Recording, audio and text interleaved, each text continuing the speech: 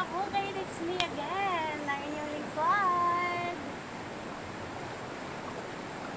At ako po ay tapos nang naghugas ng organizer. Kasi po, nandito po ako kay Nanay Silsa, kung saan nandun po yung ating pinupuntahan dito po sa bundok. Habang po pagpupunta kasi ako dito, pinupuntahan ko talaga si Nanay Celsa. Ngayon, nakita ko ang kanyang lagayan ng pinggan, organizer, is sobrang dumi. Kaya, may oras naman tayo para maghugas, kaya hinugasan ko na. At ito na nga po, malinis-linis na, at matibay pa naman po ang kanyang organizer, kaya hugasan po natin. Para naman po, luminis. Okay po?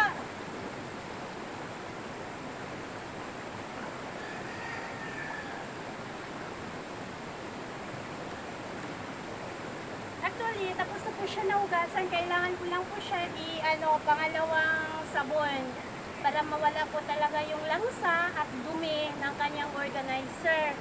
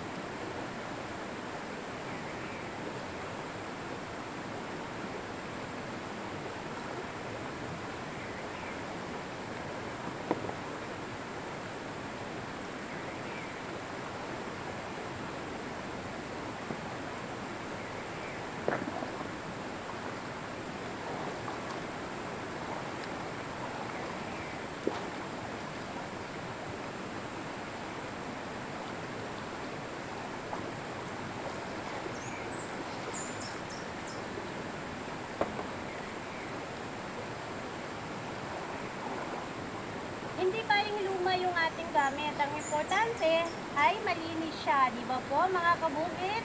Kailangan po natin maging malinis po sa ating mga kagamitan.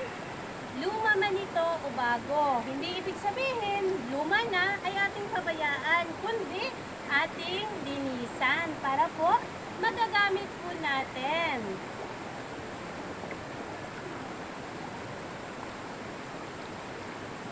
Lagayan niya po kasi ito ng mga plato noon.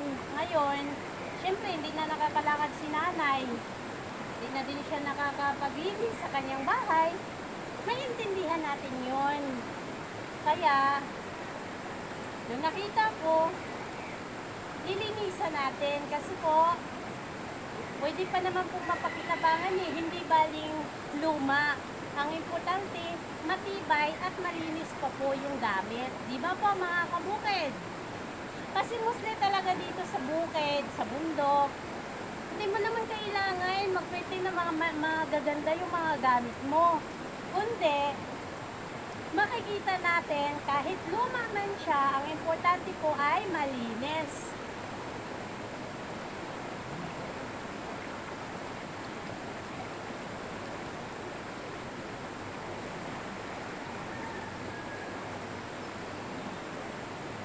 Nandito po ako naglinis sa ilog kasi maganda kasi dito anod ka agad yung dumi, hindi mo mararamdaman at hindi mo makakawakan, di ba po?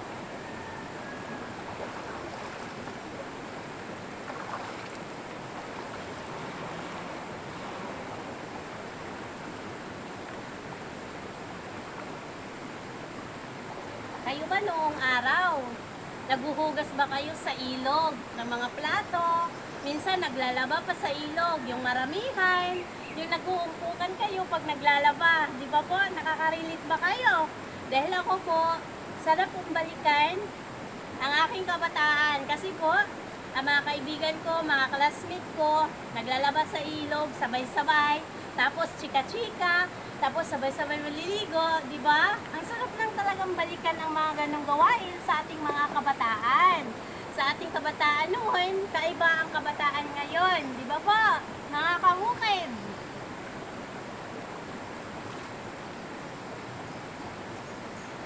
Kasi nung nakita ko talaga to, sobrang itim. At saka mayroong mga pagkain na natutuyo na, inuukot na.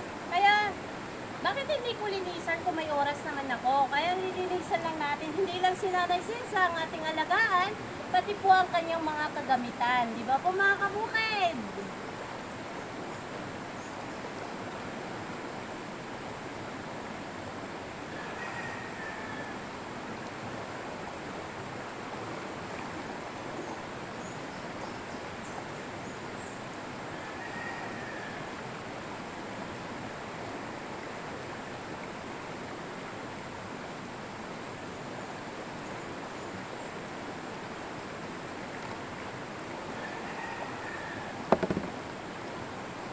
O, ito na po yung ano niya, last niya. O, di ba ang puti na?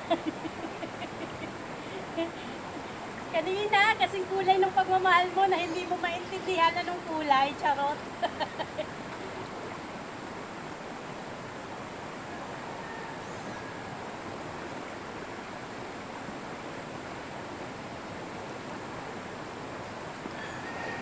Magandang umaga.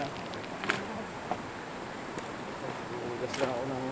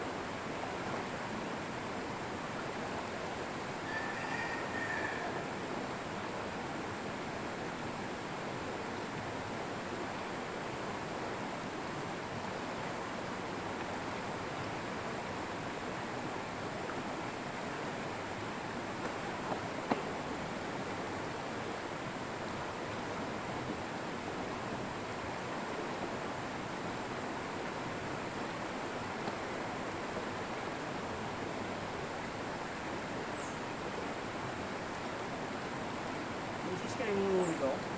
Hindi po. Teka, saan po? Diyan kaya Nanay Silsa. Kay Kuya Nick. Ah, kay Nick. Opo.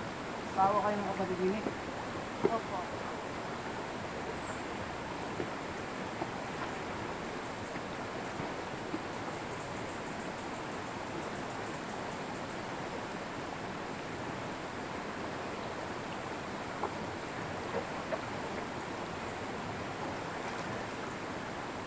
Alam mo yun, biglang sulpot siya.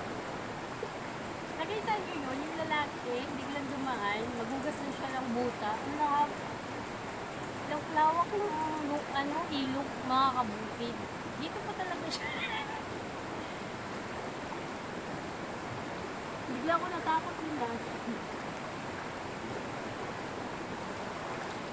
At tapos na po tayo mga kabukid.